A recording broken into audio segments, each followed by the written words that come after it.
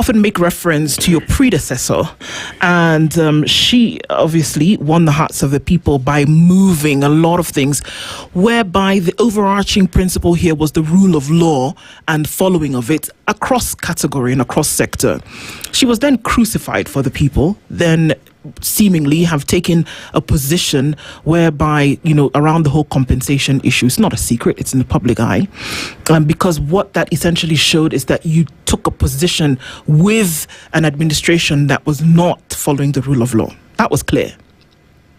So it is also very clear that the side of the people seems to be a very important side to be on. But more importantly, the umbrella principle here is following the rule of law and insisting that in every aspect, no matter what it is, that the rule of law will be sacrosanct. Is that the same face that the LSK then would have under your leadership? Because it seems more and more, as you talk about Tukokadi, as you talk about, following with the judiciary, keeping sure that they keep themselves to account, it seems that more and more Kenyans are awoke to the realization that the rule of law, if you abide by it, then you're almost golden. Will that be the same thing? This is something that for LSK arises from our foundational principles that are found in Section 4, 4A, 5 and 6 of the Law Society of Kenya Act. So it is our reason for being.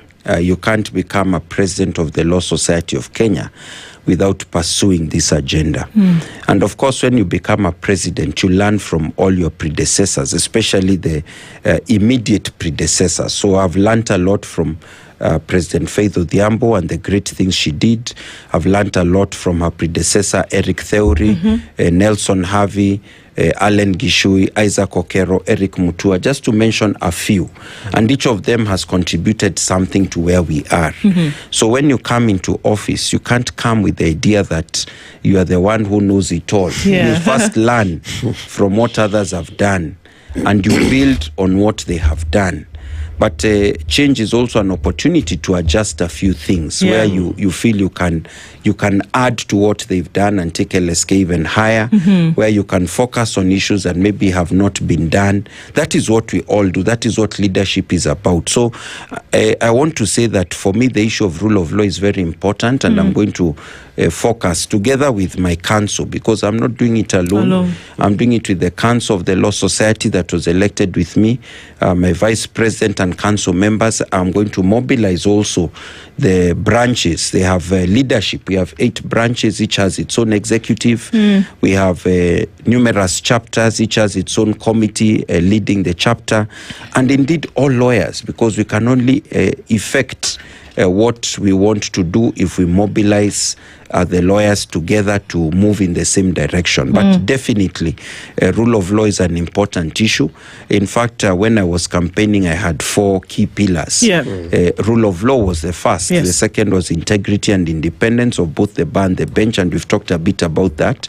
The third was practice and welfare, because I also said you cannot expect the lawyer to be a champion and to fight for the rule of law of the rest of the country if their own practice environment is weak, if their own dignity is not upheld. We have to fight for the dignity of the lawyer so that they can fight for the dignity of all the other Kenyans. And finally, I said engagement, because an LSK that is strong has to continuously engage its members, its stakeholders, and also the public. So that's why I kept saying the time is ripe. So the time is ripe for rule of law, for integrity and independence, for practice and welfare of lawyers, and for engagement. You run the risk of